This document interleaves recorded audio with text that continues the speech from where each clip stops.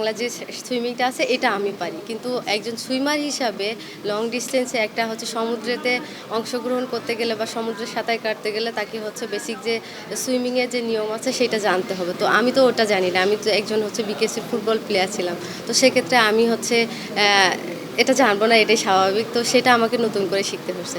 আমি হচ্ছে মালয়েশিয়া থেকে আসার পরে অনেকটা হতাশ ছিলাম যে হচ্ছে আমি রেজিস্ট্রেশনটা করতে পারতেছিলাম না। আর শ্রীলঙ্কায় যাওয়ার সময় আমার ভাইয়া ঋণ করে পাঠায় দেয়। তো এই যে আমার একটা ডিপ্রেশন ছিল যে আমি যাব কি না, আমি একটা নিজের মধ্যে একটা দ্বন্দ্বের মধ্যে ছিলাম যে আমি বারবার যাব আর বারবার হচ্ছে ভাইয়ার আর্থিক সমস্যায় বা ফেলায় দিব। যেমন এর আগে আমার ভাই যা ছিল সব শেষ করছি, এরপরে ঋণের দিকে ভাইয়া চলে আসছে।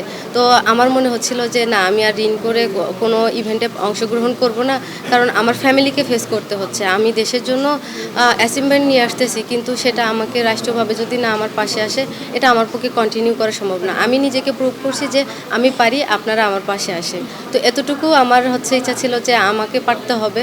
তো সেই জায়গাটা আমি ক্রিয়েট করছি।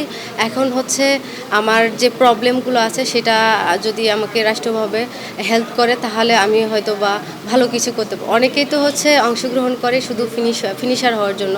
আমি যদি হচ্ছে পদক আনতে যাই, তো আমার তো ইন্টারন্যাশনালি যারা প্লেয়ার তাদের সাথে ফাইট করতে হয়। তো তাদের মতো যদি আমি ফ্যাসিলিটি পাই, ট্রেনিং পাই, আমার সরঞ্জামগুলো পাই, বিশেষ করে সাইকেল পাই, তাহলে ওদের মতো আমিও পারবো। কারণ আমার কিছু নাই, তাতেও আমি হচ্ছে নিজেকে প্রুভ করছি। এখনও হচ্ছে আমার যদি সরকার মানে আমাকে যদি রাষ্ট্রীয়ভাবে দেয়, আমাকে যদি ক্রীড়া প্রতিমন্ত্রী স্যার যদি আমাকে সেই গিয়ারগুলো দেয়, আমি আশা করি আমার এই ক্যাটাগরিতে আমি চ্যাম্পিয়ন হব নেক্সট। আমার ছোট বোনের হচ্ছে গ্রামে তো আছে যে খেলাধুলা করলে সেই ফ্যামিলিতে হচ্ছে একটু কটু কথা বলে, যেমন হচ্ছে আমার বাবা আমাকে অনেক কথা শুনতে হচ্ছে। তো আমি ফ্যামিলি থেকে একটু এই জন্য দূরে ছিলাম যে হচ্ছে আমার ফ্যামিলিকে যাতে আমার জন্য আর কোনো কথা না শুনতে হয়। তো আমার ছোট বোনের হচ্ছে বিয়ে, তো ওই মুহূর্তে আমার হচ্ছে খেলা শ্রীলঙ্কাতে। তো ওই মুহূর্তে হচ্ছে আগে থেকেই অনেক জায়গায় ঠিক হয় না, বয়স কম, এই যে অনেকগুলো জটিলতা ছিল। আমি নিজের থেকে অনেকবার অনেক জায়গায় হচ্ছে আমি ভেঙে দিছি যে না, আমার ছোট বোন, ওর হচ্ছে এখন বিয়ে দেওয়া যাবে না।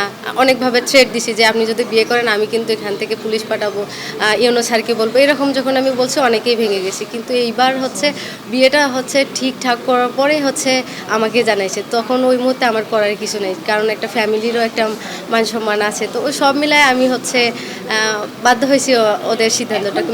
তারা আসলে খেলা, গ্রামের মানুষ তো আসলে তারা বুঝে না যে খেলাধুলাটা আসলে কতটা হচ্ছে জনপ্রিয়, বা হচ্ছে এখানে দেশকে রিপ্রেজেন্ট করা যায়, দেশের জন্য কিছু অ্যাচিভমেন্ট নিয়ে আসা যায়।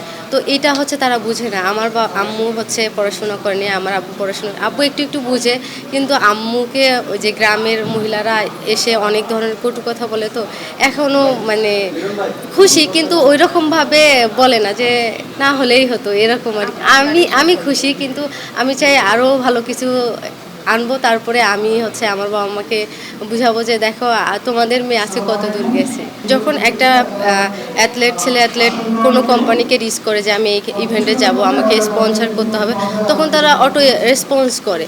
কিন্তু আমার ক্ষেত্রে আমি তো মেয়ে মানুষ, আমার এখানে হচ্ছে প্রুভ করতে হয় যে আমি এটা পারবো কিনা, আমার দ্বারা সম্ভব কিনা, আমি এটা কিভাবে হচ্ছে কিভাবে 3টা সম্ভব। আমাকে বলে যে হচ্ছে 3টা এত লং ডিস্টেন্স কিভাবে পারবেন, না না এত রিক্সে যাওয়ার দরকার নেই, আপনি এত রিক্স কেন করতেছেন, আপনি আপনার কোনো সমস্যা নাকি, মাথার কোনো সমস্যা, অনেক ধরনের মানে যেটা আসলে আমি যতটা উৎসাহ নিয়ে তাদের কাছে যাই, ততটা হচ্ছে কষ্ট পেয়ে আমাকে সেই জায়গাগুলো থেকে ফিরে আসতে হয়। খবরের কাগজ, নিখাত, নির্ভীক, নিরপেক্ষ।